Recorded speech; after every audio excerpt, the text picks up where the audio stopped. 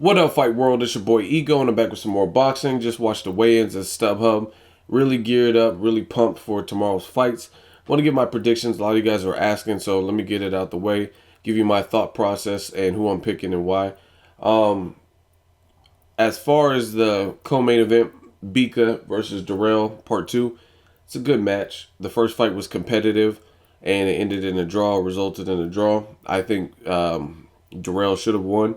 And I'm picking Dirrell to win this. I just think him and his brother, the Dirrell brothers, they're just too good. They always get good workout in Las Vegas. They stay ready, stay active. And Bika, he's just a bit older. He has power. However, I think the Dirrell brothers are just really good boxers in general. So I'm picking Dirrell to win. I would say by unanimous decision this time. Bika seems tough enough. I don't know if Dirrell will go for the gusto and really try to get him out of there to make a statement, but I think it'll be more convincing. I think he's going to box more than he did in the first one. Maybe apply a little bit more pressure, just different things like that. Main event, Shawn Porter, Kell Brook, 50-50 fight. Really looking forward to it. This is one of the last fights that are on the books as far as official, that I feel is really good, and it's a fair fight. No Danny Garcia, Rod Salka, Lamont Peterson versus a drug dealer. None of that bullshit. So I really like this fight. And to be honest, I was leaning towards Shawn Porter just because he has a more respectable resume and he is the champion. So typically you got to do more. But just a couple different things I started thinking about. And I'm actually going to go for the wild card. I'm going to go for Kell Brook for the upset. And the reason being is, one, I told you guys in a previous video that Shawn Porter, to me, looked a little dry. It looked like he had some issues making weight. And I said that in the previous video that I did. And today at the weigh-in, he had to weigh in naked with just a towel covering him. So not really a good indication. Looked like Kell Brook made the weight okay. And he looks ready to go. I think Kell Brook looked extremely confident. Probably more so than he should. Which could be dangerous because Kell Brook hasn't really faced the level of competition, elite fighters, or, the top welterweights out there. Yet he looked extremely confident. And I think to a degree, on top of the Shawn Porter having trouble making weight and looking a bit drained, his face looked sunken. And in addition to that, I think the element of surprise, like sometimes you don't really anticipate certain things, and then when you get in the ring with somebody, you're like, oh shit, like you don't expect them to be as strong. And I think Shawn Porter, given his most recent fights, his last two fights have been like polar opposites to Kell Brook, in my opinion. You had two slicksters. You had Paulie Malignaggi, and before that, Devin Alexander. Now, the element of surprise played into your favor because in the Devin Alexander fight, because Devin Alexander had fought Shawn Porter plenty of times, and he actually beat him in the amateurs before as well. And I think Devin Alexander kind of underestimated him. So Shawn Porter, he was coming off, I think, a draw with Julio Diaz, or maybe it was after the rematch. I don't remember the chronological order. Either way, he didn't have like the best performance. He had like a decent performance or whatever when he fought Devin Alexander. So the element of surprise works in Shawn Porter's favor.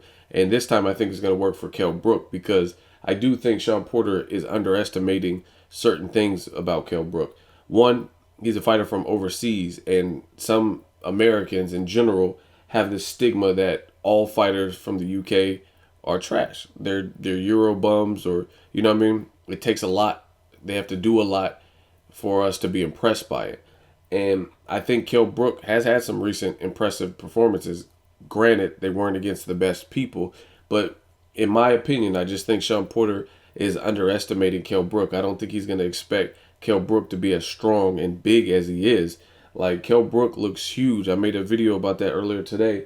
Kell Brook looks absolutely huge for the fight. You know what I mean? He looks like he's in shape. He looked confident. And I would say if you talk about the first round before the actual fight, I think Kell Brook won that. He looked confident. He made weight, whereas Shawn Porter had to weigh in naked to make weight or to make sure that he made weight. And then even when they're doing the face-off, it was very intense. But Kell Brook was talking shit to Shawn Porter. So to me, I don't really see fear. I see a bit of hunger. And I think Shawn Porter might be underestimating that. And that's just my honest opinion. So I'm rocking with Kell Brook. I would say via decision, maybe even a split decision. But I would not rule out a stoppage. Really, either guy is capable of producing a stoppage. They both have power. But I wouldn't even rule out a Kell Brook stoppage, because you got to keep in mind, too, if Kenny Porter's son is in danger, that's his son, that's his bloodline. So, if it's looking bad, then his dad's going to pull the plug to make sure his son's not hurt, and he will throw in the towel or interject or whatnot.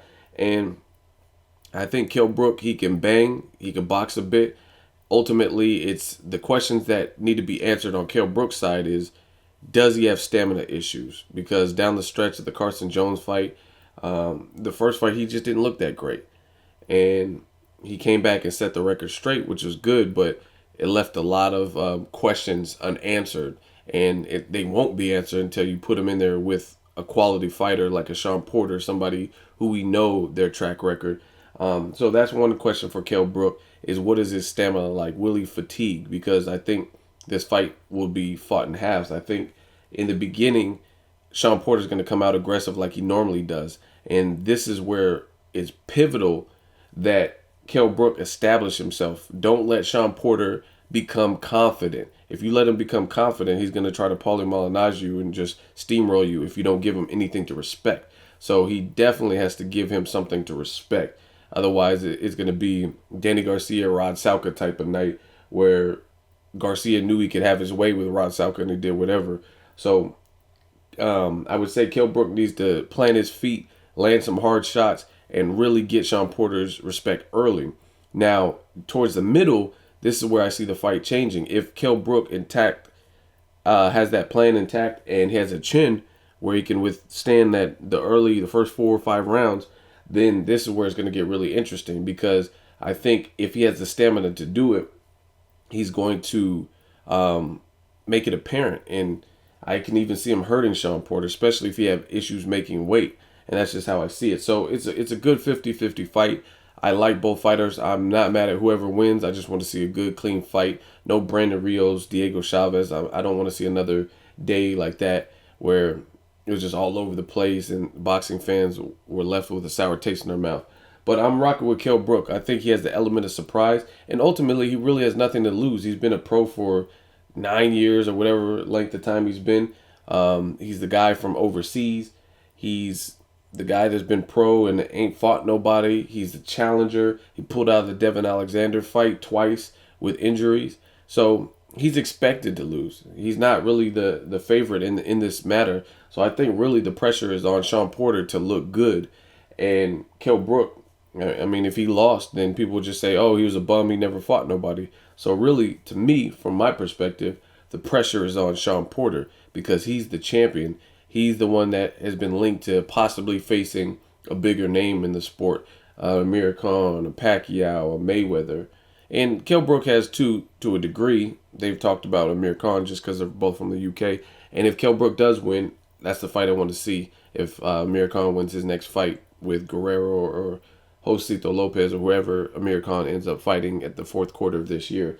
So just a lot of good stuff on the horizon for whoever the winner is. They're also talking about making Juan Manuel Marquez versus the winner of this fight. So Marquez will be in attendance.